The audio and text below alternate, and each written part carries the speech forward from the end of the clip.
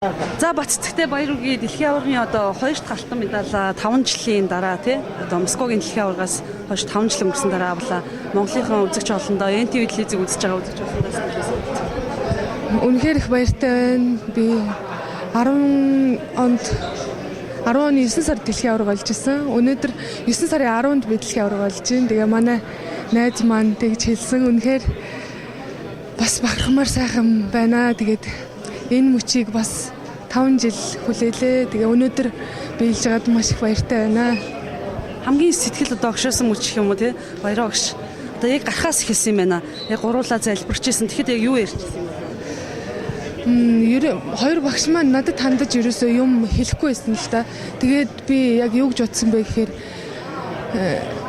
хоёр багш маань надаа ингээд найдаад одоо зүгээр л хожно гэсэн итгэлтэй байхад нь би ингээд өөртөө итгэлгүй ч юм уу те. Заавал тийм байх ёсгүй. Тэгээ хоёр багшаа итгэлийг алдахгүй энэ тэмцээнд сайхан төрүүлэх ёстой гэдгээл би ойлгож ирсэн. Алт авчихлаа. Баяраа огш одоо мөрөн дээр аваад гүйсэн шүү дээ. Энэ цаг үеийг үлдэж байна. Үнэхээр сайхан байна. Би наднын цэрэн чимдэг аваргалаад ингээ явж байхад нь энэ жил би сая аваргын төлөө гарсныхаа дараа төрүүлчихээр багш маань мөрөн дээрээ суулгаа явах байхтаа гэж би бодож исэн. Олимпийн одоо наадам бас хаянд төгцсөн байна тий. Бас ямар шүү итгэлтэй байна. Олимпийг бас юу гэж харж байна? Мэдээж хэрэг одоо тамирчин үний мөрөөдөл болсон олимп болох гэж байна. Ямар ч байсан бодож сансандаа хүртэл сайхан барилнаа.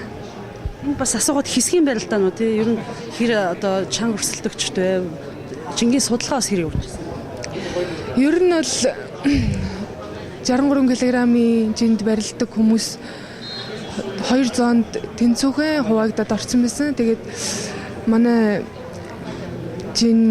манай хэсэгт бол ер нь Латв, Болгар, Турк гэсэн, Унгар гэсэн хүмүүс надтай барилдлаа. Тэгээд ямар ч байсан хожин гэсэн итгэлтэй байсан.